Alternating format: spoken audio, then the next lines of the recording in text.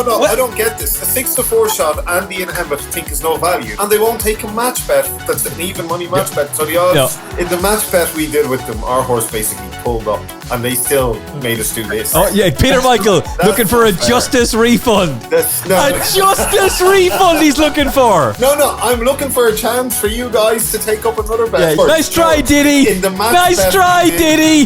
No thanks. Never miss an episode of the Final Furlong podcast. Subscribe now on YouTube, Apple Podcasts, Spotify, or wherever you get your podcasts. And now, here's your host, Emmet Kennedy. You are very welcome to the show for a weekend preview. If you're listening to this on podcast audio, we are so happy to have you with us on Apple Podcasts, Spotify, TuneIn, all the other good podcast apps, and some rubbish ones as well. But if you're watching this on YouTube, you're about to be treated to the forfeit bet finally being paid.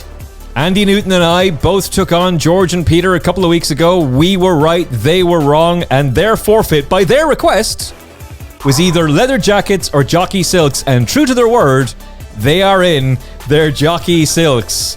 George Gorman and Peter Michael. Yes. Fair play, boys. Very good. Oh, you're the stag dude. You two look. One thing, I can't see a thing through these goggles. They're scratched to pieces, which must be why I did so well this season. I couldn't actually see where I was going. It was just Larry did it all for you. Maybe William Hewitt wore those in the eclipse. I won't bring that in again, lads. He's still going on about it. That's the last one. 2,000 winners, it doesn't matter. That ride is still haunting Peter Michael. Neither Andy or I were insisting that you wear the hats or the goggles. That was all your work, and you brought that up last week. So don't take it off. Take it off. Don't take it off. No. You put it on. It's part of the costume. You were absolutely right. It should be part of the costume, but I don't think we were demanding that, Andy, were we? No, this is an extra bonus we've got here. Yeah, maybe we need to reload this week for another bet or something. I don't know. But look, if Peter brings up the bloody eclipse again, he's definitely doing another forfeit, all right? Okay, and Buick.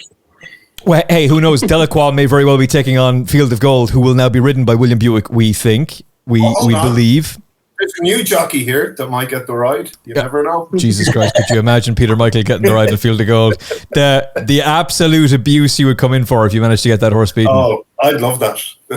That's the thing, you sicko. You probably would. Okay, so give and take. On YouTube, the forfeit has been paid by the boys, but they are stuck in these outfits for the entire weekend preview, which we will begin with Newbury. Obviously, if it's a classic weekend at the Curragh, we'll work our way there, but we're going to start with the 150 at Newbury. Charlie Appleby's won this race twice, Godolphin 3 times in the last 10 years. Saib Bin Suroor getting in the act as well. Ancient Wisdom drops in trip and in class. A significant class drop from the Group 1 Coronation Cup down to listed company. And this is his first run after a gelding op as well. He's a general 9-2 shot, but behind Enfajar, who some people will say was a little bit unlucky at Royal Ascot. I'm not so sure about that. Rashabar steps up in trip after finishing 4th in 2 Group 1 races, so he's taking a big drop in class as well. Andy Newton, what are your thoughts on the 150 at Newbury? It's a tricky opener, to be fair, isn't it? It's just, you could probably say that... Sorry. Andy Newton, the hero of last weekend with a 10-1, 12-1 winning nap. What do you think of this weekend's racing, sir? Well done, Andy. Fox Legacy, boom. Yeah, nice little touch there. So thanks for the comments and stuff in the old socials. But I think in between us, we all had winners flying all over the place at one point, didn't we? There was More Thunder and the Balding Horse, and I can't remember. There was Andy, I got a message on LinkedIn from a long-time listener during Saturday's racing. I don't pay attention to LinkedIn at all, but I saw it saying, are you booking your tickets to Dubai? Because the Lucky 15 looked like it was going to come off until Whistle Jacket did what it did. Yeah. How could you put Whistle Jacket? Oh. Come on. I think the one that let me down was Either More Going, and then Bedouin Prince, I think, was the one that sort of kiboshed it. Either More, like 3 or 4 of them. That's a bad race to go out in as well. Yeah, brutal. I don't know. Put them all in for a laugh, sort of thing, and anyway. What's the first leg of this Lucky 63 that we're going to sweep up from the bookmakers with? Who are you going with? In this one, it's a tricky one. I think, like you say, Godolphin got a good record on it, but there's just I don't know, all of them are just on some kind of recovery mission, aren't they? Enfijar, that was what the John Smith's, winner last season, hasn't really done much. The Cheltenham horse, that Okie Chobi, has obviously had a few problems, didn't really fire when it came back at out. Rashabar, as you said, up in trip. That's probably the one on the ratings, the revised ratings, that is the one to beat, being rated 113 and getting the the allowance for the age and so on. Like I said, Ancient Wisdom. But I don't know. It's just, if the 8 go, then I might just take a little bit of an each way. Don't think it'll win, but I just think maybe a place on Bolster, just only because it probably looks the most reliable. It was 4th for Goodwood last time out. I tried it over a mile and a half. Back down in trip here will suit. We've got to probably mention the rain that might come at Newbury this weekend, because it's not a million miles from where I am. I know that the weekend is going to be horrendous if the forecasts are correct. I think from sort of Friday night, Saturday, Sunday, pretty much all next week is like a lot of the old pretty wet awful stuff. weather here in Ireland too. Yeah, so that's just something to bear in mind before now and the weekend. It's okay on soft. It's got a bit to find on the ratings and so on, but I just think that at 20-1 or something, in a race where 4 or 5 at the top of the market have got a lot of question marks at the moment, run, Bolster, little tentative place each way, but tricky race, I think. Okay, well, Bolster remains in my tracker, but I'm not so sure I'm backing him in this race, although Andy Newton's got some record, to be fair. George, who are you with? Yeah, Rashabar's best in at the weight. Yeah, obviously it's weight for age. I think he's £9 well in with Okie Chobi and upwards with everyone else. You sort of know by now at this point in the season I'm a big fan of the weight for age. And his next second to Camille Pizarro in the Prix Jean-Luc Legadier is probably the best bit of form available.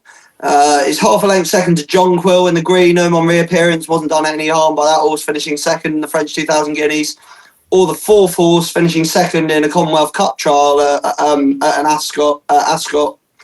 Or the 7th horse going on to win the Jersey. Mm-hmm. While he was well beaten by Field of Gold last time, he didn't have the clearest of runs. He was actually sort of bang there for a while. Like it was slightly concerning for the form of the race for a minute, like how well he was running.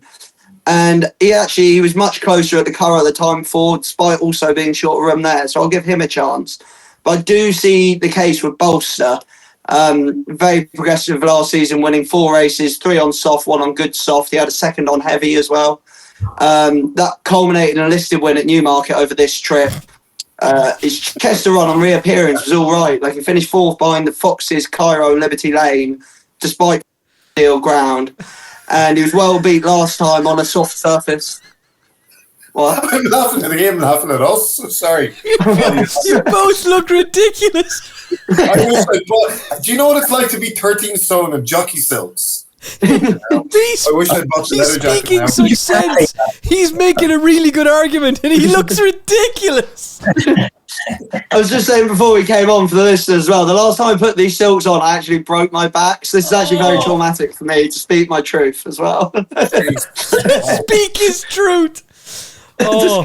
to speak my truth, just as this is a safe space. Yeah, speak your truth in the silks that nearly killed you. Yeah. Oh, man. Yeah, look, just to finish up there, he was well beat last time, but on a soft surface at Goodwood, but he didn't look like he stayed the mile 4.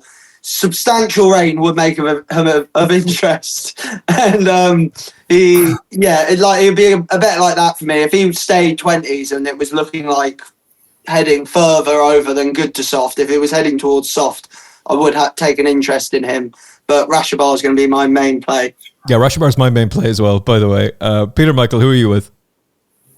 To be honest, I won't be betting in this race. I think it's a very tricky race. Enfijar would be the one I'd pick for this show, but I don't see any value in any of them. If I'm being honest, I think you run this race a couple of times and you'll have a few different results. So, Enfijar for me, I'm just going to make it short and sweet, but I won't be betting on it, and I won't be tipping on it. Okay, it's definitely what I want to play from play spot perspectives and just lucky 63s and all kinds of scumbag each way bets that could send us to the moon if we get him right.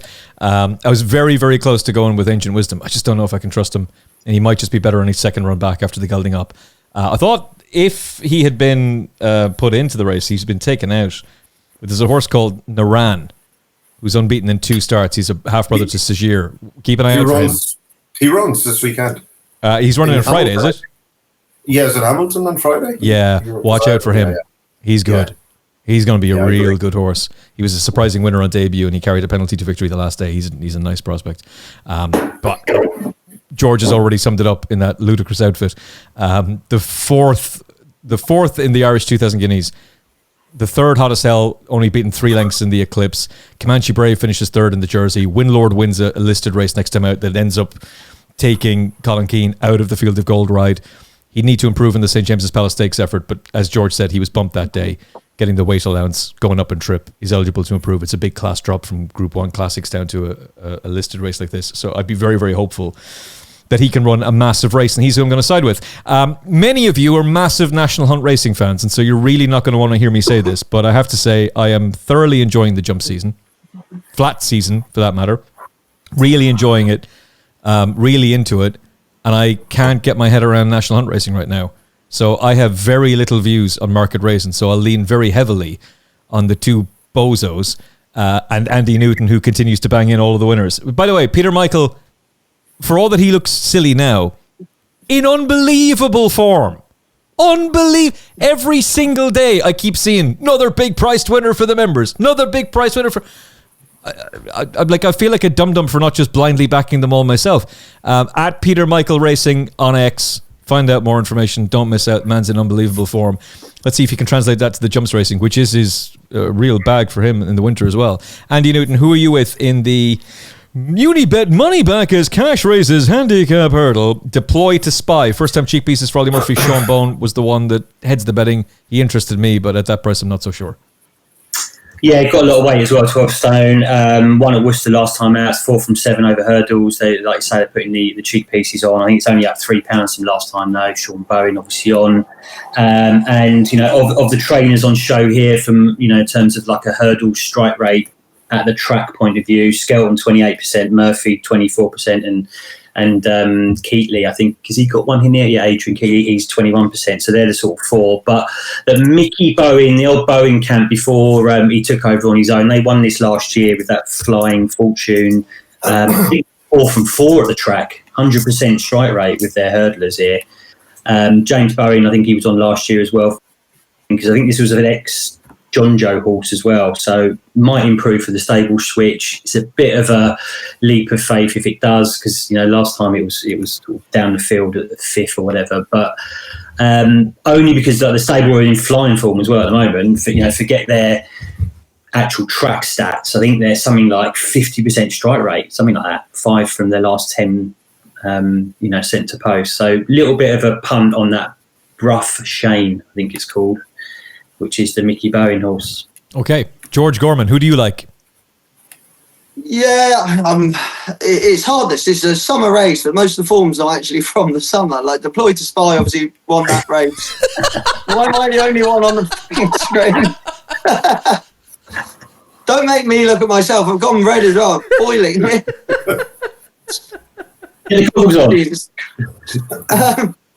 Deploy to Spy won a bit of a nothing race the last day, didn't he? Only up £3 for that, which probably sums it up. Sure. That Ben Voice run when he beat Galactic Charm 10 lengths is probably pretty decent form, but he was getting the guts of a stone from him that day. He's now up to 118. Galactic Charm's probably a 120 horse. Not sure how much wiggle room there might be left in that for him.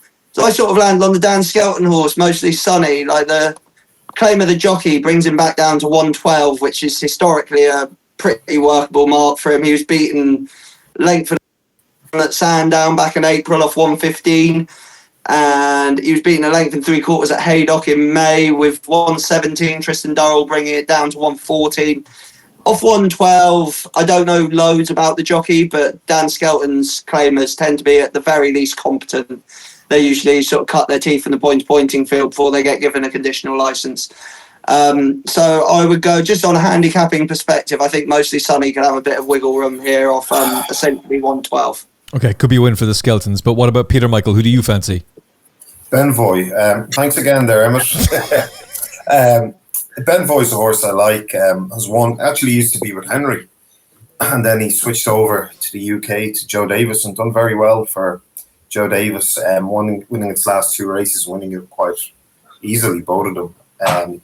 The question mark with Benvoy is the step up in trip, and also I've been having a look at the BHA site every day. They've been putting 15 mils of rain, and they could get anywhere up to 5 to 15. They're forecasting for race day, so I really don't know what the ground is going to be. It could be good, it could be soft. So that will depend on what nature does and what actually falls on the track. If it's soft ground, it's an unknown, so it's hard to fancy him. But if it's good to soft, I think he's got a very good chance, and I think he'll stay. But you won't know until they run. But yeah, he's a horse I'll be keeping on side, and I'd love to see him run during the summer because he's definitely better than a summer jumper anyway. And he was a wide margin winner the last day. Benvoy. Oh, absolutely. Hacked up, yeah, and hacked up the time before that. Yeah. But of course, he's up 18 pounds with the 2 wins, so life does become harder. But yeah, should run well if the conditions suit. Okay, Andrew Balding's been winning loads of handicaps left, right and centre. He does a big favour last week with Fox Legacy, winning from what looked like an impossible draw, but we kept the faith, Andy, and we were rewarded, thankfully. He's got 2 topping the betting, a very short price, Wild Waves, who was ridden to stay the 2 mile 5 behind Sober, who was an absolute good thing at Royal Ascot. Easy in hindsight, I know, when finishing 3rd in the Queen Alexandra. He'll be better suited to this 2 mile trip in the 2:25 at Newbury, the Superboost at BetVictor Handicap. I think you have to say it like that every time as well. Artistic Star is also going to run. He didn't stay at Royal Ascot either when 10 lengths beaten that distance at the Ascot Stakes. Ross Orion's back on board. He could go well off a mark of 99 for Rafe Beckett. The other Andrew Balding horse is Contactico, who Nicola Curry will ride, and is a horse that we were pretty keen on, you and I, Andy, not so long ago at Newcastle on the all-weather. Wasn't beaten far that day, only beaten 2.5 lengths. He was sent off favourite, but can anything get to Wild Waves? Wild Waves, yeah. I mean, look, based on that 3rd to Sober, it's going to be popular here. And I think Baldwin actually had another one in this a couple of days ago, that Hooge Glen. So he's come down on 2, but he had 3 in it. James Doyle rides Wild Waves, but my little niggle with that would be no winning 7, and also the age stat here. I mean, 5 of the last 7 have been aged between sort of 5 and 6, I think. So it's the 4-year-old here, Wild Waves. But yeah, like you say, Baldwin, we can't knock him. Flying form, did us a great favour. Could run well, but I think the Huey Morrison horse is the one to take it on with. Course winner, that Kyle of Lockalash, I think it's called. 6 at Southwell last time out. He's had about 83 days since then off. It's won at Newbury before. I think it was 3rd in this race last year, off the same mark. Yeah, to temporise. I think what was interesting earlier in the week was Probert was jocked up for one of the Balding horses. If I can't remember which one, it might have even been Hooge Glen, who's not running, but it might have even been one of the ones that he's still got in the race, that Wild Waves or Contactico. So the fact he's on this one with Huey Morrison, we know that the course is fine, the stats are fine with the age, the weight as well is fine. Ticks another stat there. He was 3rd in the Ascot Stakes as well at Royal Ascot last year in 2024. So yeah, I just think it's probably had this race in mind for a while, bearing in mind it came 3rd in it last year. So yeah, happy to take that one. Okay, I'm going to take a chance on Artistic Star, who I think is a bit of a price for the Beckett yard. Their yard is in much better form than it was.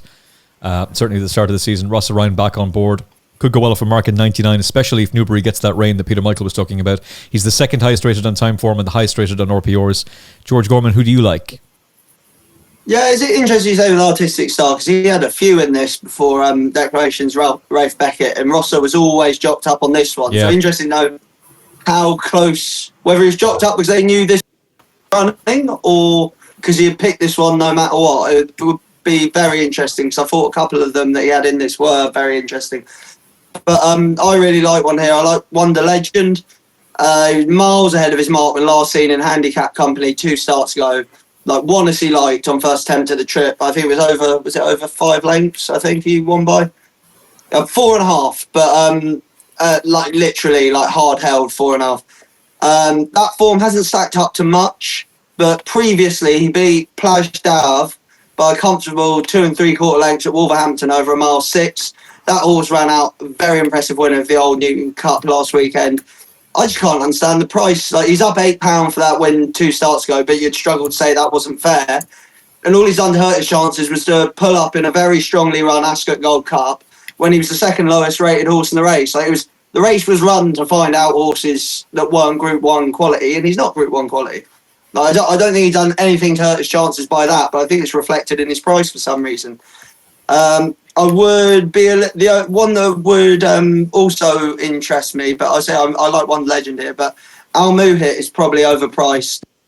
Well, to finish 4th at Goodwood over 2 mile behind Agagio, who hasn't run since, and subsequent Northumberland Plate winner Spirit Mixer on ground that would have been softer than ideal.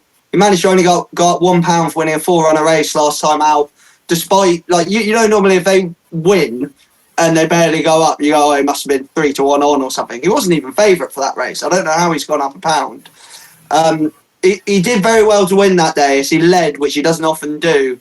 Didn't do much in front, and he'll be better here with a strong pace to run at. But Wonder Legend be my main one. It's a bit cheeky with the 8 runners, but I may have an each way or a place only on Al Muhit as well. Okay, I thought Wonder Legend was very, very interesting. Like, they considered him good enough to go for the Gold Cup. I know he was a massive price, but still, even putting him in the race, and it's understandable that had an adverse effect on him, as long as it hasn't broken him and he's all right. The form that you mentioned with Plage d'Arve, that's the horse that I was thinking was going to win the Ebor. I think I've found the Ebor winner. Stay tuned. I'll reveal. He won't win this weekend, but I think he could win the Ebor. More on him to come. Peter Michael, who do you like for this race? Sorry. Yeah, again, I think it's a tricky race. Like the first sort race we previewed in Newbury. Nothing here I can find that I'd consider value.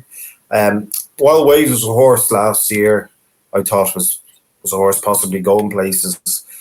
He won at Kempton, and then he won nicely Doncaster. He beat East India Dock, and I was impressed with that win. Forget his 2 runs after that. He had excuses at Haydock and York. Nearly fell at Haydock around the bend, and at York, I think he was too far back. He was given too much to do. But he just hasn't been the same horse after that. Obviously, ignore the run in the Ledger. He hasn't been the same horse after that. This season, I've been a bit disappointed with him, but the last 2 runs haven't been too bad. I know he was 4th out of 4, but he's only beaten 4 lengths when they took him abroad. But again, that was a bit disappointing. And his last run, yeah, look, there's excuses there. Like 2-1 is tight enough for him, but if he's gonna get back to where I was hoping he would be last year, he should be beating these. But I won't be. It's hard to back him at 2-1 given his current form. I'll go with him because I think I won't be backing him unless he drifts. So yeah, that's it. It's an interesting analysis of a race that is pretty tricky to get your head around, because there is a pretty dominant favourite, and either that horse is going to bolt up or he's one that we should be taking on. I'm of the view. Yeah, I can't make up my mind exactly. Yeah, I'm of the view we take him on, and I'm going to take a chance on Artistic Legend, but I'm not confident. Q, cut that out. If the horse wins, the sensational tip. We told you he couldn't be beaten. It's one of those races. It's one of those weekends as we switch to the Curragh for the first time. Obviously, we'll be talking about the Irish Oaks in a little bit. We only got 4 runners for the Railway Stakes, which is disappointing to say the least. Aidan O'Brien won this. He's won this several times. He's won it a record equaling 14 times. So if he wins it this weekend, and he's got 2 of the 4, including the red hot favourite, he's got a chance to become the winning most trainer in the history of this race. But last year he won it with Henri Matisse, who would go on to win the Breeders' Cup Juvenile Turf Grade 1, and then when he's second Group 1 in the French 2000 Guineas. He's a classy horse, and we look forward to seeing him later this season. We've got Learn to Discover, who beat Puerto Rico. He'll rematch with him. We've got Power Blue. Adrian Murray won this race 2 years ago with a horse who was beaten in the Coventry Stakes. He bids to repeat that feat. And we've got Ryan Moore riding the Royal Ascot hero True Love, who broke her maiden in the Queen Mary Stakes, and this race was nominated straight after that as being the potential target, and here she is, Andy Newton. She'll take a lot of beating. I think so, yeah. I mean, just say O'Brien's won his 14 times. His first was back in 97, and like you say, last year, Henry Matisse was his most recent. Queen Mary last time. I mean, that actually broke the duck, didn't it, as well, for O'Brien in that Royal Ascot race, True Love. Yeah, good point. I think it was about 10s or something when we did the preview, didn't we? And then it got absolutely smashed up, didn't it, because of the form of the Gustard and this, that, and the other. So those looking to take it on will probably look to the step up and trip back up to 6. But I mean, certainly weren't stopping, was it, at Ascot? And the way it sort of powered through the last sort of 2 furlongs and took it up, then certainly worth another crack at 6. And obviously that only defeat is twice the first 2 times out, but the main defeat to Navan to Gustard obviously took a bit of a boost anyway, so that wasn't a bad run in hindsight now. Power Blue, the problem with that would be the other way, would be the trip, the sort of better form really on 5 furlongs for me. I mean, up to 6, but the Yard have got decent sort of history in this as well. I think to say they've won it, did they win it with Arizona Blaze? No, 3rd last year of Arizona Blaze, and they won it couple of years ago, didn't they? I can't remember what it's called now. That Bucanaro 40, I think it was, wasn't it? Bucanaro 40, yeah. Yeah, so I think it'll probably be those 2. I mean, and the other 2 in Learn to Discover in Puerto Rico, they obviously were separated by, a neck or so on at 6 furlongs last time at the Curragh, so shouldn't be a lot between them. But look, True Love, number 15 for O'Brien. I think it'll be a brave person to take it on personally. Yeah, 6-4 on is the price, George. I'm sure there will be some people who want to take her on, but who do you take her on with? I'm not sure you can. My only note for this race before Dex was Power Blue each way, and that went out the window. Yeah. Like it should be mentioned, Power Blue was only a head behind True Love when she made her racecourse debut, but Power Blue had already had a run under his belt there. Again, it's worth saying. Like, he's got some CV already. Beaten a length and a half by Lady Man over 5, where I know the horse has been obviously much better at 5. Beaten 3/4 of a length by Albert Einstein, then 4 lengths by Stad. Like, serious form, but Jesus, you'd be a brave man to say he's going to beat True Love now, conceding weight. I think True Love probably just wins, and there's no forecast angle, there's no each way angle, so I think we just have to go stick her in the multiples. Yeah, we mentioned this a lot of times, Peter Michael, the fact that these Aidan O'Brien horses, you don't know where the bottom is, you don't know where their ceiling is, you don't know when you'll bottom them out. They just keep on improving, and that's exactly what she did at Royal Ascot, and there's no reason to think that she'll bounce. Yeah, no, she should win, and I think O'Brien will get the second as well. Puerto Rico should have won last time, got stopped, I think, most of the way when he started making ground, and he should have beaten Learn to Discover. I'd have him a good bit shorter in the betting than Learn to Discover on that run. Power Blue obviously has good form, so he's probably, the one that could upset that forecast. But that's how I play that race, because I wouldn't get stuck into True Love at 8-11, but I would. The forecast might pay 3-4-1, and I think it's more of a 2-1 shot. So True Love to beat Puerto Rico for me, lads, in that one. Yeah, I know that Learn to Discover is a horse that was held in high regard. They really fancied him to win first time up, and he was sent off favoured on Irish Guineas weekend, and he got beaten in that race. He's a breeze-up horse. He was taken out of the breeze-ups, despite the fact that he had breezed, because they were so confident he was going to win a maiden. But the comments from Ger Lyons after his win the last day about his head carriage, and that's going to be difficult then stepping up in class, doesn't exactly fill you with confidence as he now steps up in class against a Royal Ascot winner. And you wouldn't even be certain he confirmed the form of Puerto Rico either. Although I thought there was more to come from Learn to Discover, but the comments from Ger they wouldn't exactly fill you with confidence. It should be a win for True Love, even, if we can use my mouth words correctly. It should be a win for True Love. There may very well be another Aidan O'Brien filly as an odds-on favourite to go and win later on. Gee, I wonder who that could be. Let's go back, though, for something completely different. For jumps racing, Market Rasen will go for the Unibet Same Race Multi Summer Handicap Hurdle at 240. Again, I'm just in full flat mode. Andy Newton, I'll make no apologies for the fact that I am in full-on flat mode and therefore not fully engaged or focused on jumps racing whatsoever. I found this one a real difficult race to try and get my head around. Maybe Kiva, nothing of confidence. What about you? Again, yeah. I mean, this summer handicap and the plate that we're going to get onto are always competitive, aren't they? And they're tough ones to sort of, get your head round, really. I mean, look, Cobden's won 2 of the last 5. He's on Brave Knight. I think Nichols took this a few years back with that Red Force one as well. So there's going to be a fair few people on that. Stats, really, 16 of the last 23 have been sort of age 5 or 6. So that actually knocks out this potential favourite, that's Sir Galliard, which is the Ollie Murphy, Sean Bowen one, which is again going to be popular with a string of ones next to its name. Up only £5, I think, from its last win. So I don't know, that maybe is going to be one that a lot of people cling to. But it's a race that hasn't been a great one for the favourites either. Only 3 of the last 23. So it's probably just like the safe call. It's probably just to home in on the first and second last year, which is that Castel Gandolfo for Brian, and the one you mentioned, that Chiava, which were first and second. There wasn't a lot between them last year, and I think the Fergal O'Brien horse is up £5 in the ratings, but actually gets in there off the same racing weight, 10 stone 13. And we know it likes the track, and the same with that Chiava as well. Versatile sort, runs on the flat as well. So I just think if you're struggling for something, I haven't got a strong opinion. You can't do a lot wrong than sort of go back to last year and see and have a little delve into the form there. And we know these two like the race, probably been targeted again. So yeah, both fairly good price as well, aren't they? About 10s or something, both of them. Ish, 8s, 9s, yeah, something like that. So yeah, Chiava and Castle Gandolfo, I think. Yeah, I'm with you on Chiava for sure. Castle Gandolfo has come a long way from his unraced days for Aidan O'Brien.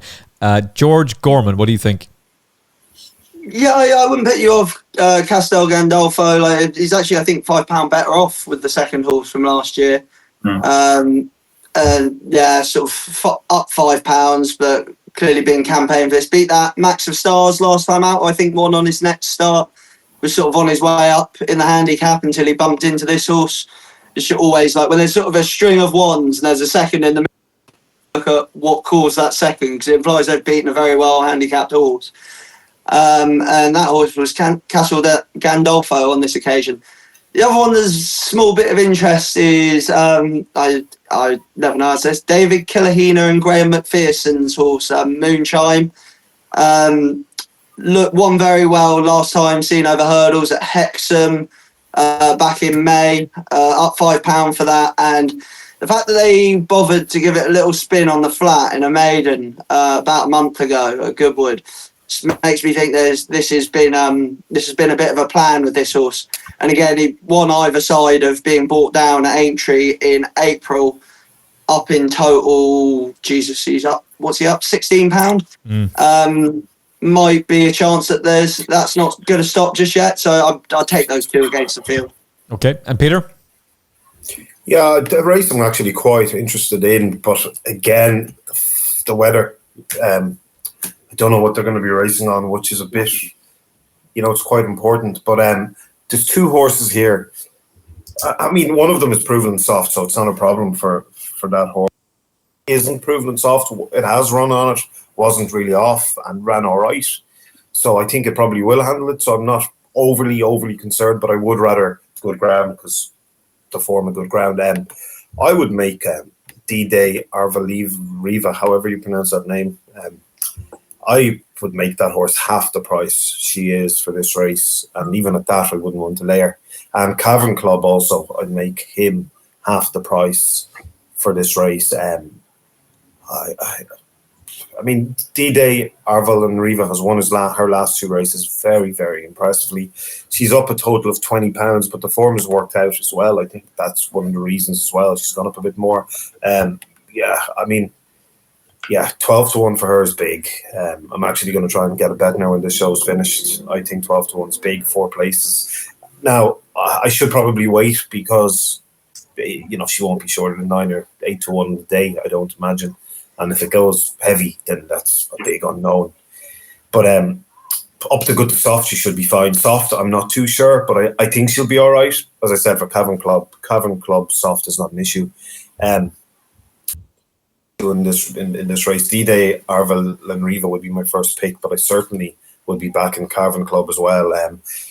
he's won. He was very eye-catching in November meeting at Cheltenham, and then won at Doncaster. Did well to win from where he was, and then he hasn't run over hurdles since then. He's got his mark, kind of proper national hunt racing during the winter, whereas a lot of these in it, apart from Kiva, obviously, who you have to respect with the form he has against top class horses. Like the favourite, for example, his form is all summer jumping, and I think he's got a bit to do to win. Even though you have to like the horse and like the way he battled on last time. And Ollie Murphy and Sean Bowen, of course, they're winning everything nearly. So you have to respect that horse. But yeah, look, I fancy Dida Ervelina in this and Cavern Club. I think both of them, I'm going to bet both of them each way at that price, because if one of them places, I'm coming out basically quits. And, I think they both have big chances in this. And Dida Ervelina would be my main pick, but I'd be back in Cavern Club, and of course the reverse forecast for the icing in the cake. Let's see how long that 12-1 lasts, shall we? Let's switch back. Let's switch back to the flat and talk about everybody's favourite topic. It's the sprinters, ladies and gentlemen. Oh, the sprint! I know. You've been waiting. You've been waiting to get stuck into a Group 3 sprint. Well, here we go as we roll the roulette wheel again to see which horse comes out on top this time. Andy Newton. Oh, God, yeah. It could be any of them, mate, to be honest with you. And like we saw last week in the July Cup, we had a shock price winner, and, hats off to the Hughes camp. But it could be another one here, really. I mean, you couldn't put you off anything the way this division is at the moment. I mean, look, Regional is going to be the one that a lot of people latch onto, probably the most reliable in terms of form, third in the King Charles at Royal Ascot. But it did run all right in that race last year, and then came out and ran in this same race, and I think it was only fourth, maybe, after running second at Royal Ascot. So it's very sort of profile to last year, and I don't know if the rain comes as well, that would be probably a bit of a worry, I think, for Regional. Probably better on a slightly quicker service, isn't it? And again, you go down them. Elite status, it won this last year, but hasn't won a race since. 12th in the QE2 Jubilee at Royal Ascot. Softer ground will be fine. They're trying the cheap pieces on. Can it bounce back? Don't know. Not sure if there's ever been a back-to-back winner of this. I went back to 1969, couldn't find one, but again, don't know how many have tried. Kind of Blue, Recovery Mission again. Diligent Harry, great tip by you. Was it 3 weeks ago at Newcastle when it got up and done the Appleby horse, didn't it? But I think it's actually run second in this race before, a couple of years ago, but 0 from 16 on the turf, Diligent Harry. So he was better horse on your weather, so that would be the niggle. But it had to come second in this. I think when it did come second, it was only like, short head or a neck or something very tight. So the one I've come down on is Giraffe. First time blinkers, Owen Burrows. He's got a good record in this, won 2 of the last 5. Jim Crowley was booked to ride it, and that was going to be like the icing on the cake, because he's got a great record in this, Jim. He's won it 4 of the last 10. But for whatever reason, he's not on it. Don't know if he's riding somewhere else. I didn't really delve into that.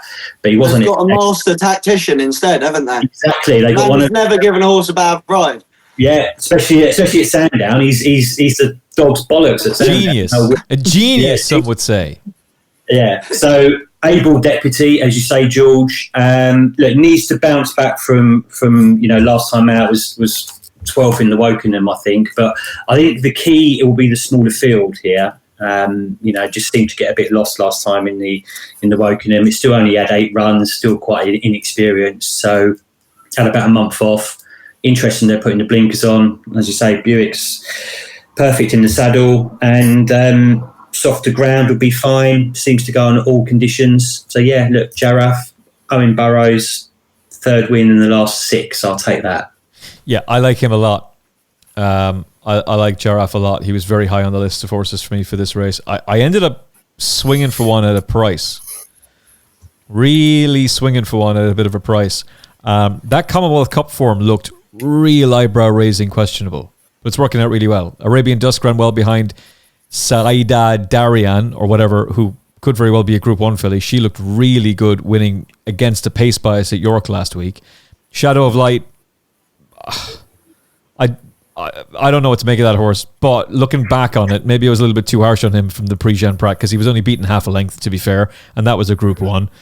Ides of March was only beaten 4 lengths in the July Cup, and he got mullered towards the end of that race and intimidated late on. And even if you didn't want to take that form, well, Big Mojo was second in the July Cup. So that form was working out quite nicely. Ain't Nobody finished 9th at Royal Ascot. He's run well on his first 2 starts this season. Dropping class should suit against a bunch of exposed horses. He's 25 to 1. 25 to 1 against this dross. I'll take that. Thank you very much. George Gorman. Yeah, if the weather was kind and you knew it was going to be kind, I'd say regionals nat material here, to be honest. Like he's best in at the weights bar. Cardem making a seasonal reappearance, still somehow rated 116. No one knows how. And Kind of Blue, who's beaten 6 lengths and 10 lengths. He knows where the Epstein files are. That's why. That's it. Yeah. The way Charles Hills is going to stick it in a handicap or something. I don't know. Despite winning a Group 1 last season, Kind of Blue's been beating 6 lengths and 10 lengths in Group 3 company this season. Regional made them running over 5 in the King Charles III last time, for being paid on for 3rd. On that basis, it looks like 6 furlongs may suit better now, but I think we've probably said that about him before. Been proved wrong. But he ran quite well over 6 furlongs, 2 starts back out in Meydan. He was beat 3/4 length by Believing. Actually recorded a higher RPR for that than he did for 3rd in the Charles III. If it was going to bucket it down, I would side with Andy on Giraffe on the basis that, like, once you take regional out of it, like you go, like, say, Ferris and Fair Angelica, they've been found out in anything above listed company. Diligent Harry got one of the best rides you'll ever see the last day to win. It won't be repeated. Kind of Blues bang out of form. Elite Status has form on soft ground when he was younger. I think, did he win? He won softer. He won that Group 3 in Deauville on soft ground, but we need Adam to tell us if it was really soft that day. He won a maiden on soft ground at Doncaster as well, but he's also been absolutely stuffed in the Champions Day sprint on soft ground. So the one that I would go to, he does have what was second in the Champions Day sprint, the Group 3 on Champions Day at Ascot, on soft ground. His couple of runs this season haven't been good enough, but they reached the first time blinkers here, and I'm much more a fan of that than sticking the cheek pieces on. I think if you're going to do it. And they've stuck the blinkers on him. So if the ground were to get good to soft or worse, I would play Giraffe. If I think it have to stay good to play regional, because I think it's been a long time since they've run him on anything softer than good, including, I think, he's pulled out in York in July 2023 for unsuitable ground on good to soft. So it's clear they think good or faster with him. And it might just stretch his stamina again if the ground was soft. So it'd be a wait until the day for me with this race. Yeah, if it did turn soft for some bizarre reason, by the way, I would then go off Ain't Nobody and switch to Giraffe. But as long as it stays good, Ain't Nobody for me at 25 to 1. Thank you very much. Peter Michael? Yeah, another one of the Newbury races, lads. Unfortunately, I won't be backing or fancy anything, but I agree with George. If the ground doesn't get regional, surely he's the one to beat, but he's priced accordingly around 5 to 2. He's the most likely winner if there's not too much rain. If there is, then I wouldn't have a clue. I've been disappointed. Elite Status was a horse when he won his first 2 races. I thought he was the next coming, basically. I thought he was the next superstar of the racing world, but he's just disappointed since then. Now, I know he's won group races and he's run well in big races, but he's not the horse I thought he would, I hoped he'd be. Look, it's a sprint race in the UK, Group 3, so we know how unpredictable the group races have been for the sprinters, so yeah, I'll leave it alone, but I'll put up regional as my most likely winner for here. Go on, Ain't Nobody or Giraffe. Either one, but I don't think you want to be taking a short price about any of these sprinters. They're all just muck. The 3:12 at Market Rasen is the Unibet Summer Plate Handicap Chase. Who is going to win? Andy Newton. Look, Sure Touch won this last year for the gg's.co.uk camp, who my mate Matt Bizongo is involved with. So I wish them all the best. Hope it can go in again. And I think there's been a back-to-back winner. That Frankie de Burle won it 2 years on the spin fairly recently. So I think it's £1 lower than last year as well. So, Sean Bowen and Ollie Murphy is going to be a lot of people on that, but just it does look a bit short, 4-1, putting the cheap pieces on, 3 months off. Gavin Cromwell brings one over, that Ballysax Hank, which he booked Cobden for. And I think Cobden, has he won the last 2 run-ins of this? Yeah, he has, for Ollie Murphy and Ian Jardine. So that's going to be interesting. But look, that horse was... There was a horse last time that beat that called Bowen's on Fire. And that's exactly what they are at the moment. Bowen's on Fire. We all know they don't have a super duper record in this race. They won it something like 8 times back in the day. Snoopy Loopy, I think, even won it. Remember that horse back in won the Betfair Chase. So they've got a super history in this. I've already explained that the Mickey Bowen camper in flying form at the moment. 50% strike rate at the time of recording. That may well change if they've got any more runners between now and Saturday. I don't know. They've got 2 here, Courtland and that Satario. They got a claimer on Courtland, Shane Fenlon, and look, he was 3rd last time at Cartmel, down £1 from that. Course and distance winner. I think it was 2nd in the race back in 2023. It's £5 higher now, but obviously they put the claimer on, so it's running exactly the same mark as it was in 2023. And yeah, the other horse, the other Bowen horse, I think that's got history in this race as well. I think it's been 3rd. Might have been last year, I think, and it might have been in 2022 it came 3rd. So yeah, look, can do little wrong, I think, back in those 2. One of them's about 12-1, the other one's about 8-1 for Courtland and Satario. But another very, very tough, tricky race. 2 big price ones for the Bowens. George Gorman, for you? Yeah, no, I'm in pretty much the same boat. Like in the Bowens we trust this time of year, but I'm just going with one. It's Statuario. As Andy just said, he was 3rd in this, was it 2 years ago, or 3 years ago even, to 1-2-1. Last year he was 3rd, beaten 5 lengths off 135. He's £5 lower this year for a £5 beating last year. Puts him there or thereabouts. And at 10 years old, if you were wondering if he's the force of old, well, he beat Hang In There last time by 2 lengths, receiving about, I think, £25. In June, or was it in June last year in Perth, he beat the same horse by a neck, receiving, I think, £1 more. So, and he's received £1 less this year and beaten him a little further. So it's a nice little measure of if he's still the same horse he always was. He seems to be thriving. Got back in the winner's enclosure last time, just up the £2. I think he's pretty solid. You're going to get extra place in this. He's 11-1. I think each way you're going to get your money back at the very least. Okay, I'd like to hang in there for Emma Lavelle. He's won once and placed 3 times from 5 starts at Market Rasen, including over course and distance. Gavin Sheehan's booked. He's a big price. It's the kind of race I want to tilt to something at a big price, Peter Michael, and he's 20s, so I'll take a swing on hang in there. Right. Unfortunately, it's a tough race, and it's 15 runners. I mean, you have to respect. As I said, I'm not a fan of backing Irish horses when they go to the UK anymore. But Gavin Cromwell teaming up with Paul Byrne, you couldn't meet, a shrewder trainer and a shrewder owner. So yeah, they've obviously targeted what is this race worth? 100,000? Yeah, a summer handicap worth 100 grand. So you have to respect that. Especially with during summer months.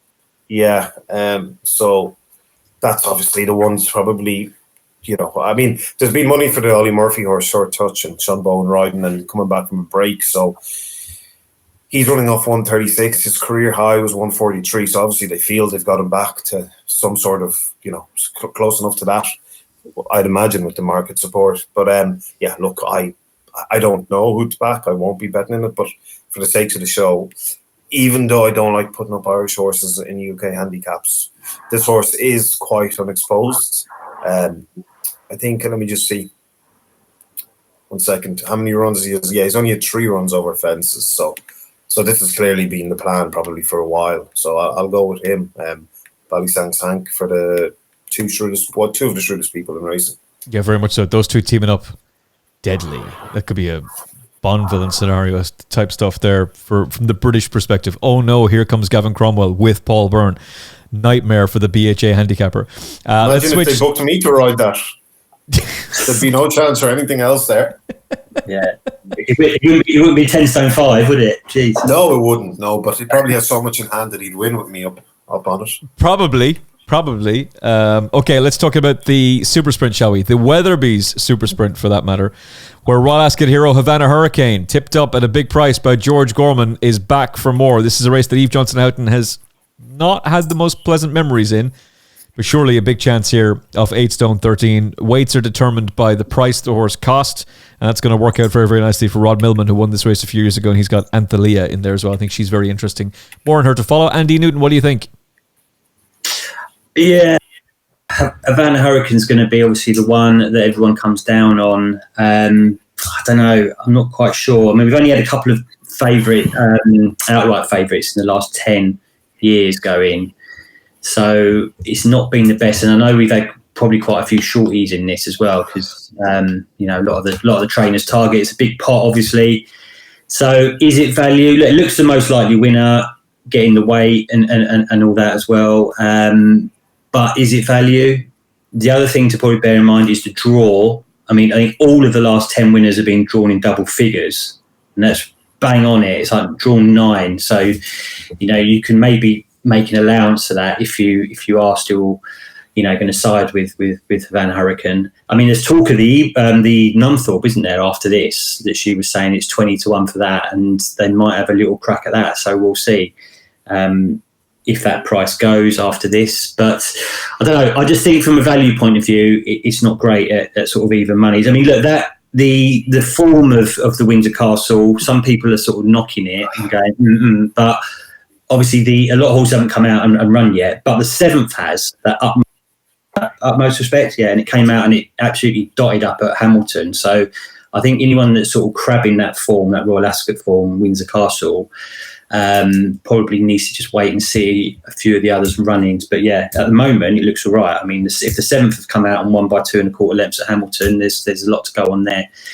Richard Hughes is back out again with that Al Cody, and that was a nice winner last time out. The 2nd and the 6th have both come out and won that in that race that took as well at Windsor. So that's interesting. But I don't like crabbing the jockeys, but Luke Morris for me.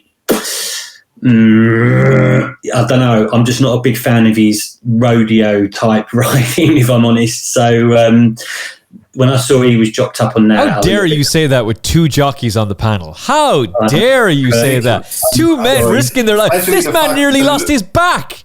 Literally broke his back in those silks, and you're saying you're bashing the jockey. Nobody would do that on this show. That's horrific behaviour from you. Luke Morris is a good jockey. Andy, he won the Arc as well. Look, let's be. I'm not. Jesus. I don't know. Maybe it's just yesterday. I saw a ride and I think I was just like, Jesus, man, what's going on here? It's just the real exaggerated rodeo type thing. I don't think you gave that enough air. Luke Morris has won the Arc de Triomphe. Let's just sit in that for a second. I know. Just sit in that for a moment. I know. And I'm not saying he's anyway. That's when someone says something, you're like, no, that can't be right. You're like, no. It happened for that lovely bloke, but it is mental that happened. Yeah, I mean, the other thing to probably mention here is that the Richard Fari Camp, they got decent recognition, won it 3 times, but Hannon is the one that everyone goes to. I mean, they've won it something like 11 times in total. There's, Hannon Junior, Hannon Senior. They've got a bundle in here. So I'll probably take a little punt on Rakib, only because Sean Levy's on it. Draw's a little bit of a problem, maybe in draw 8. It's 5th in the Superlative last week. They're bringing it out again. Back down in trip, it was 7th in the Coventry. That's probably not that bad form to Gustard, and just because they've got a fairly good record. And if you want one, of those at the top of the market, I think the Rod Millman camp have won this in the past as well. And that Athelina, who was 5th in the listed race at Sandown last time out, that could probably benefit from to 5. I just don't think the 6 suited it last time. So yeah, probably Athelina and Rakib, but. Havana Hurricane is just a bit short for me, mate, I think. Yeah, I agree. George, for you? No, I've got to stick with Havana Hurricane, haven't I? Like, and it is the highest rated horse in the field, and like you said, the whole what they cost deciding their weights was an advantage to Rob Millman. Anthelia is still a pound wrong with Havana Hurricane on weight adjusted ratings. There are many horses rated in the 70s and 80s here having to give weight to a horse rated 100 because this horse costs nothing as well. Yeah.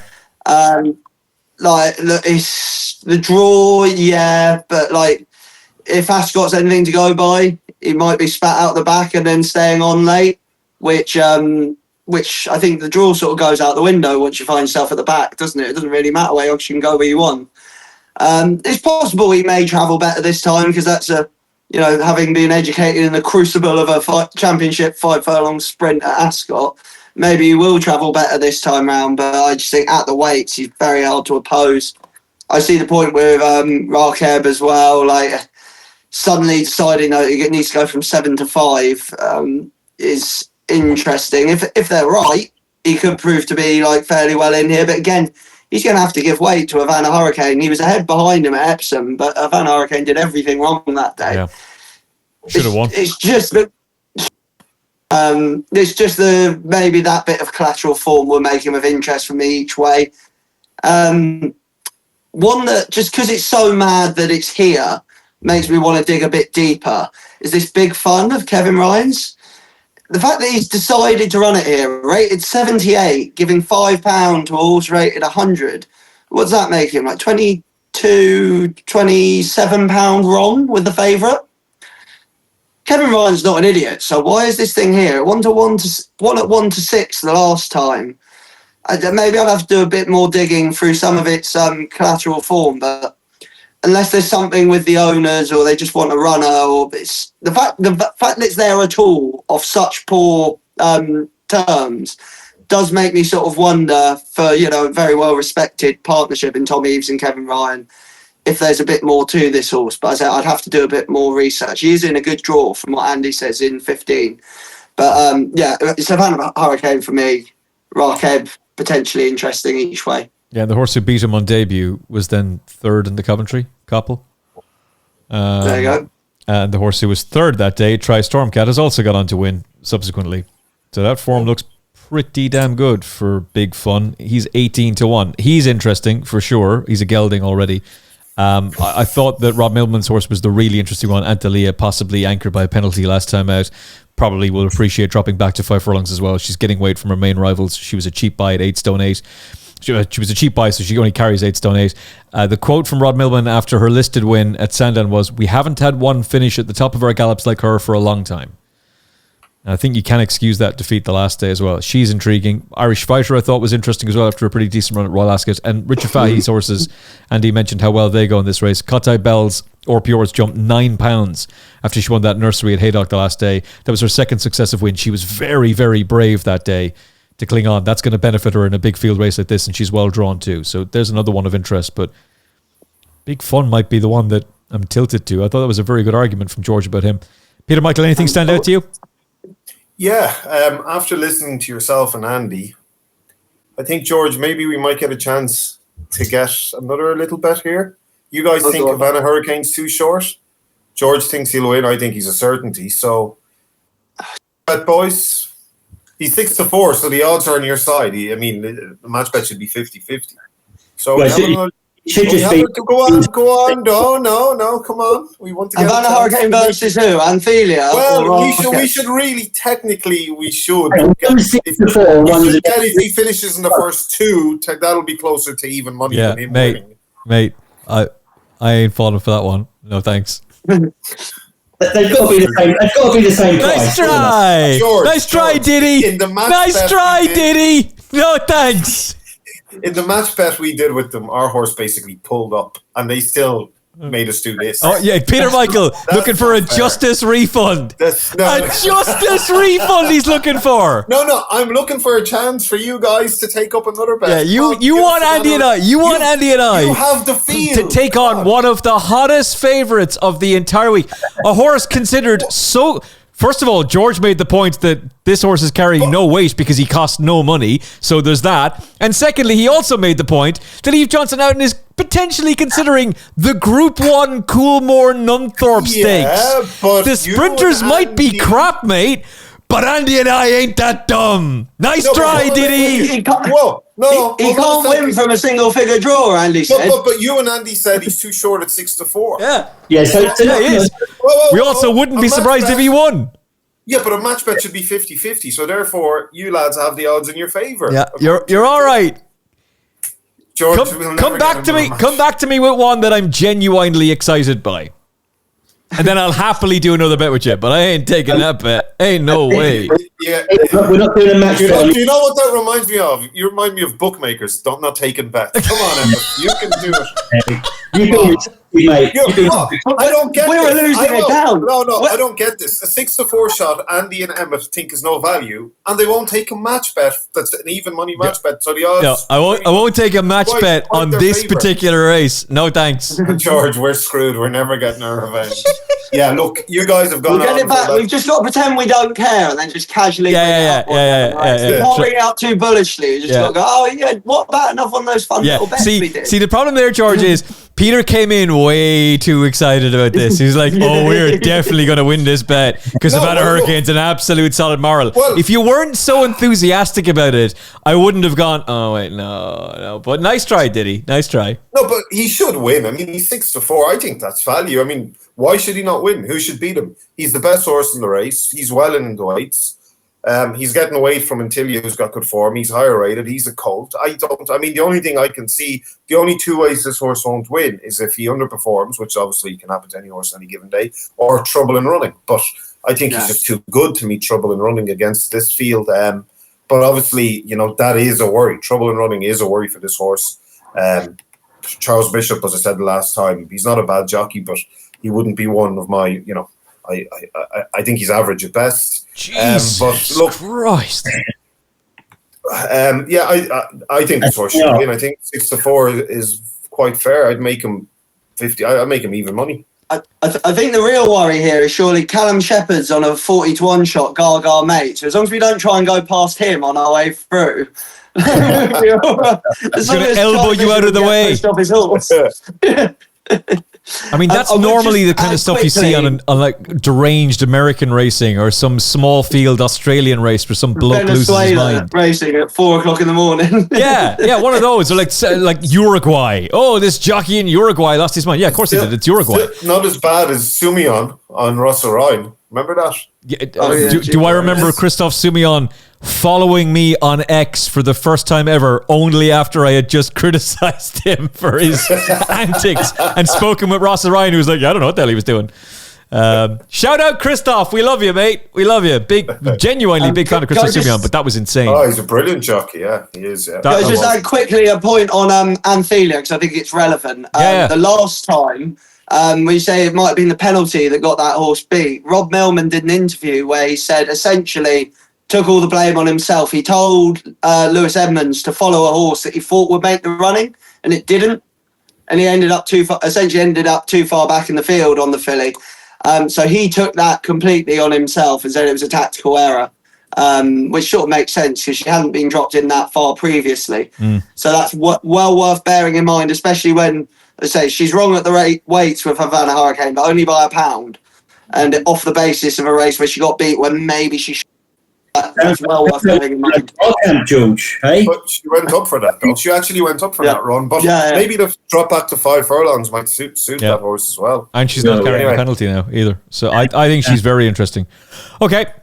It's going to be a cracking race. No side bets on that one, though. Andy and I are up way too early for that, to be fooled on that one. We will happily do a side bet. I don't get how that's being fooled, lads. Come on. It ain't going to be that race, though. The 340 is the Juddmonte Irish Oaks at the Curragh. I would love to be there, but my car's in the garage, so dang. Instead, we're going to figure out who's going to pay to get my car repaired. Andy Newton, do we just lump it all on Minnie Hawk because she's going to bolt up? Well, I should do, but I mean, 1 to 4, I mean... obviously don't want to be lumping on too much of that one. I mean, 6 horses have done the double since 2004, the Epsom and the Irish Oaks double. So it's going to be trying to be another one. O'Brien's won it 7 times, and obviously the form of the Oaks has been super franked. So you don't need me to tell you all that with Well and so on and so on. Even the 8th have come out, that Killing Queen, didn't it, and won last week in France. So it's hard to go against it, really. With Joseph's horse, the most obvious one to take second, really. I don't know, Peter might have something. One of the other O'Brien horses, he was saying off air that it might not be a cakewalk that everyone thinks. So we'll find out in a minute what he's going with. He'll probably just get us to try and do a match bet in this race as well. Mini Hawk. Yeah, you lads probably want to 4 shots. Would you do it for a match bet for that, Emmet? Would you? Yeah, you guys have Mini Hawk. We've got all right. Andy and I'll take Mini Hawk, and I'll tell you what. We'll do you a favor. Right? Andy and I'll take Mini Hawk, and you can have the field. Oh wow! You get all other 6 runners. Come on, some value there. Mini Hawk wins, doesn't she, George? Yeah, I think she wins. I was sort of trying to make a case for the forecast with one of the other O'Brien horses. I'm not sure how much of a pace they're going to get to run at. None of these are good enough to make the running. No. Like Merrily looked. I actually just saw the Racing Post comment. You don't see this terminology very often. At Shanty the last day, towards real. Rode along to lead before end of 1 furlong. I don't think I ever see the term road used in those, as in ROWED. Yeah. I'm not. She might be able to get to the front, but she's not going to stay there. Island Hopping will go to the front, George. Remember him in Ascot? Absolute. I mean, that was hilarious. There were people tipping her, and she was literally a pacemaker. Like, that was a joke, that ride. It was a joke. You have to just call it out. Going that fast, you're giving the horse no chance. He's basically a complete non-trier. Deloitte is a pacemaker. Yeah, but no, you should go a pace that at least gives you a chance. I mean, he was 25 to 1. I know that's the point of a pacemaker, but you're also running to give your horse some sort of a chance. You went to 6 or 7 furlong pace. I didn't look at the times. I didn't look at the sectionals. I didn't look at any of that. But just used my eyes. It was continuous all over again. But anyway. But yeah, this is it. I just don't think any of those are good enough to probably even hang on for second, which sort of leaves you with the second and third favourite in the betting probably fill out second, which isn't a whole pile of value. Maybe you could try out Murta's one in the forecast, but I think it's probably going to be the first 2 in the betting in that order. So not a whole lot of value there, to be honest. Maybe do the straight forecast on this and have it in a double with True Love. Maybe that, if someone will let you do that. You might get 3 to 1 for the double. But, I mean, trying to work out who's going to finish second to her is really the question, Peter Michael, because she really should be winning. Yeah, she should be winning, and she's a most likely winner, but I don't think it's that complicated who's going to come second. In fact, I wouldn't be surprised if we might take the long way, pushes Mini Hawk very, very close here. And I think she's the bet each way, 5 to 1. I know it's only 7 runners. You're getting all your money back and making a little bit of a profit if she's second, which, I think there's more of a chance of her coming second. I think I would much rather back her each way at 5 to 1 than back Mini Hawk at 1 to 4. I don't think she handled Absent that well. I think she was leaning in. She's still only beaten 5.25 lengths by Mini Hawk. Sounds a lot, but if you don't handle the track and the other horse does, it's not that much. She was staying on quite well, and she's also beaten Mini Hawk before, the first time Mini Hawk ever ran. She's beaten Mini Hawk by 2.5 lengths. So I think, it's Aidan O'Brien, it's Irish Classic. His horses improve more than any other trainer once they start winning. These good horses, that is. And the way he's campaigned them, especially this season and last season, he's campaigned them to keep on improving as they're getting older, as their trio career is getting on. But I think the prices are wrong here. I'd have me might take the long way, more of a 3 to 1 shot than 5 to 1. I think she'll definitely give Mini Hawk a race on Saturday. I think she's a good each way bet because, barring an underperformance, she can't be out of the top 2. You'll actually make a little bit of money if she comes second. I think she's the bet in the race each way without a shadow of a doubt. And she'll definitely push Mini Hawk. Whether she's good enough to beat her, probably not. But she'll give her a race, I can guarantee you that. My only concern would be she might not stay the mile 4 as well as Mini Hawk. Oh, she'll stay. She'll say it. She'll say it. She'll improve her. She'll love it.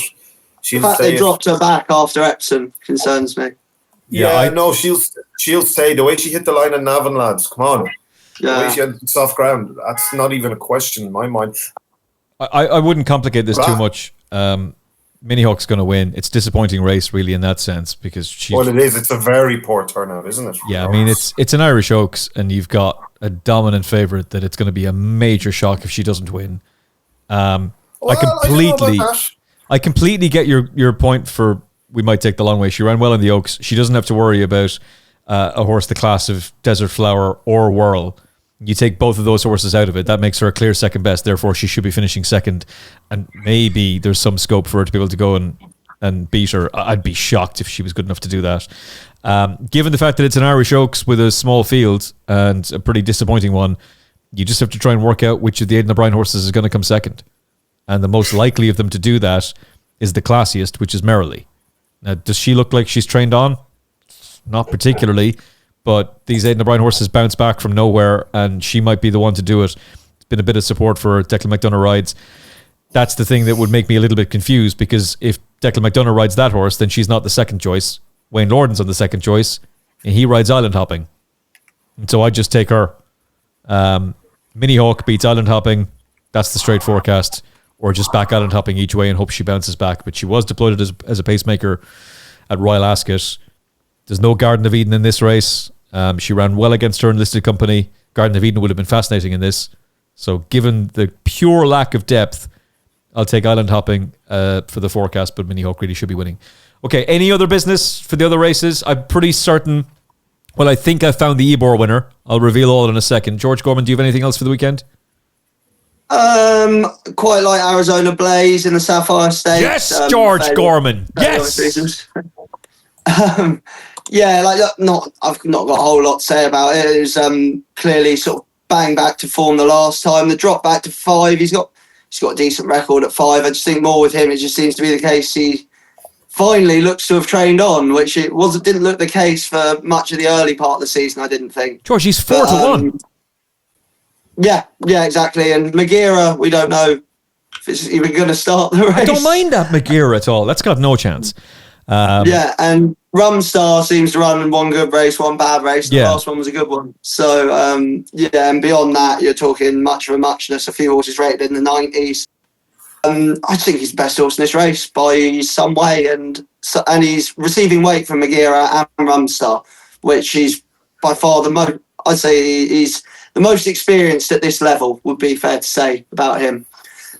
So I'd be having a little bet on him. Yeah, I completely agree. Obviously, Maghera's got a chance. I'm being somewhat hyperbolic. But again, as I discussed with Ain't Nobody earlier on, that Commonwealth Cup form is working out really, really well. Even Time for Sandals, her group form was franked by the horse who won the first and second in the Group 1 Prix-Champrat. So it turns out that 3-year-old sprint form, really, really good. He's still unexposed. He's got fantastic form from this season, particularly with Henri Matisse. That run in the Commonwealth Cup was massive. He takes a drop in class and a drop in trip, which Laura Joy was saying she thinks he's a 5-furlong sprinter before the Commonwealth Cup. Massive chance. Can't believe he's 4-1. I was expecting much shorter than that. Be all over him. I'd also be interested in, drumroll please, the Michael John Kennedy Curragh Cup Group 2. Why is London City still in training with Aidan O'Brien? He's not Coolmore standard. Because a mark of 101 can be gotten somewhat lower, and this is a horse who can win a handicap. And the most obvious handicap for him to win is obviously the Ebor. He won at York last season, beating Align the Stars. That horse will bounce back soon enough with a win as well, I'm pretty certain. Ronan Whelan's going to ride him at the weekend. I'd ignore him this weekend. I'd just keep an eye on him. But he shaped really nicely at the Curragh on his comeback before falling out through the back of the telly. Ebor. I'd have the Ebor in mind for this fella. A Justify out of multiple Group 1 winner for Aidan O'Brien Winter. Why are they persisting with this horse? Because there's a handicap to be won with him. So I keep an eye on him for sure. And the other one to just very, very quickly mention is Heavenly Power for Eddie Lynham, who's won this race twice in the last 5 years. Back on good ground at the Curragh. Wayne Lorden already booked a ride for Fast Eddie. Hopefully Heavenly Power can be in the winner's enclosure. All right, Andy, anything else for you? No, I just thought I'd say, well, is it London City year after? Yeah, I mean, that's about 12s up to sort of 20s for the Ebor. at the moment. So I think he's going to get lapped again this weekend, or maybe be a 4th or 5th. I'm hoping he gets beat, but just keep him in mind, because I can't imagine they want him going up in the weights. I'm pretty certain Absurd won off 104, and he's got an Irish mark of 101, so you want him around that mark. You don't want him any higher than that, and he does need to bounce back. But it's interesting that some firms are going almost half what others are at the moment. Like I say, there's one going 12 and you can get as big as 20, so there's quite a lot of discrepancies. There's a lot of 14, 16, 18, so there might be something going on there. The only thing you need to ask yourself is, why is that horse still going at Coolmore? Why is he still a full horse, and why is he entered in the Ebor? Yeah, you might have found something there, mate. We'll see what happens. But yeah, the betting seems to suggest that there's some of the bookies have sort of picked up on that potentially. We'll see. Nice. Keep him in mind. Shackleton will probably win that race, by the way, because it's dire, and I'm not sure that Al Rifa really wants to go up to a mile 6. You cannot tell me for a second that a horse that was being talked about as an ARC winner last year, that the plan was to drop back to a Group 2 over a mile 6 this season. That just screams. That's Al Rifa running in that race is the equine equivalent of Peter Michael being really excited about you and I taking that bet with Havana Hurricanes. Like, nah, something's wrong. I was putting the odds in your favour. Yeah. Oh, you were. Yeah. That Al Rifa running in that race, which you boys said isn't value. That screams. Disappointed. That Al Rifa running in that race over a mile 6 screams. Okay, Diddy. Nice try, Diddy. No. Okay, Andy. Anything else for you? No, we'll do the best bets, mate, and then that's I'm there. But the best bets for me, we've got the best bets now, or are we doing... Hold up. Wait a minute. Peter Michael, anything else? Well, I have a lot on my tracker. I haven't had a time to go through them for Friday and Saturday, but there's a lot there. I'll just go with my best bets. Would we give them now, or...? Oh, let's get the best bets, so. Let's get these bets. Let's see where we're going. Best bets from Peter Michael. I'll go with the races we've talked about there. I think that D-Day Arval Riva should be half the price. I mean, I'll also be back in Cavern Club in the same race, but I'll favour D-Day Arval Riva, so I'll put her as the nap. I think she's 12-1, and I could have gone with what's the name, Havana Hurricane. I could have gone with that. I could have, but I didn't. Benvoy, I'll put Benvoy as the next best in the race before that, but the trip is a bit of a... So there are doubts. I would love to know more, but I obviously won't until the day. But yeah, I'll go with those two, but as I said, I have a lot. And I think that horse will push Mini Hawk in the Oaks, but it is too much for me to have gone through, studied by now. I'd have to do the work tomorrow and Saturday, so... As stupid as I look, if anyone wants to come and join the group, we're doing pretty well. We're getting a good few winners and we're having a great month. We were up 40 points already for this month. We're only halfway through it.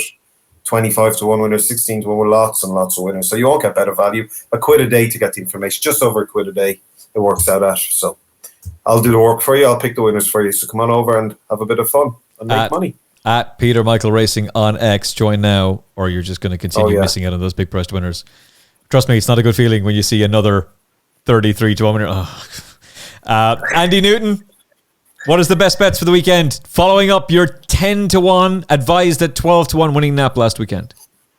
Yeah, that was a goodie, wasn't it? Good one. Well, you had it as well, to be fair. Fox Legacy last week, so we doubled up there. Of the ones we've talked about, I think Giraffe will probably be the one I come down on. Hopefully the rain comes at Newbury. I think it will. And the other ones that we talked about was that Kyle of Locklash in the 225 at Newbury. I think that's been laid out for it. And in the plate at Market Rasen, the 2 Bowen horses. Probably, I know George is coming down on the other one. I'll probably just about go Courtland, but I think it's a tight one. So maybe a little each way treble on those 3: Kyle of Locklash, Giraffe, and Courtland. Okay, George Gorman, your best bets. My best bet, my nap, is going to be Wonder Legend in the 225 at Newbury. I think partly for everything I've said, but also his one win, most of his wins come on the all-weather. His one win on the turf from forced tries was on soft ground at Doncaster, so there's a bit of that built in where, even if the ground goes bad, I'm still going to have the same opinion on him come the day. And the other one, and for similar reasons, plenty of form on good soft and soft ground, is going to be Moonchime in the 240 at Market Rasen each way. I think the horse at Newbury, the Nap is 7-1 and Moonchime is 11-1 at Market Rasen for the reasons said. Okay, my best bet is Arizona Blaze at 4-1, and the next best is Ain't Nobody for that Commonwealth Cup 3-year-old sprinter form line to continue. 25-1 is currently available about him at Newbury. I think that's massive, really massive. So that's where I'm going to swing. All right, we're going to be previewing Goodwood next week. Glorious Goodwood to be previewed on the Final Furlong podcast. We've also got the King George to tackle as well, which we're looking forward to. Come on, Rebels Romance, crush your enemies. We're looking forward to previewing all of that for you. Hopefully some specials along the way too. So if you have not, I can't believe I didn't do this. If you haven't hit the subscribe button yet, please do so now. It's a massive help to us with the algorithm. If you haven't hit the like button yet, smash it now. Smash that like button. Just for these two buccos wearing their jockey silks, having lost their bet, and fair play to them for doing it. They looked ridiculous, but they're good sports for doing it, and I admire both of them for taking part. Andy and I will take a bet. We'll happily take a bet, but it ain't about Havana Hurricane winning this weekend. We ain't taking on Havana Hurricane. We'll go Mini Hawk if you want. Mini Hawk 1-4. We'll happily go Mini Hawk if you want. You're worse than traders working for bookmakers, I tell you. That's it. There'll be some crack if Mini Hawk gets sunk this weekend, and we would have lost, but we're okay for now. Thank you for listening. Thank you for watching. Your support of this show really does mean a lot to us. We really hope you enjoyed. Make sure you're putting in your comments below as well. We do like to interact with you on social media, so if you haven't commented already, do so now. It's a massive help to us as well there. From Andy Newton, Peter Michael, George Gorman, and me, Emmet Kennedy, we'll talk to you next week on the Final Furlong podcast. Look after yourself and each other. God bless. In horse racing, every furlong matters and every episode counts. So stay ahead of the field by hitting subscribe to the Final Furlong podcast on YouTube, Apple Podcasts, Spotify, and all major podcast platforms. It's free and it gets you one step closer to the winner's enclosure. Subscribe to the Final Furlong podcast and join us on the gravy train.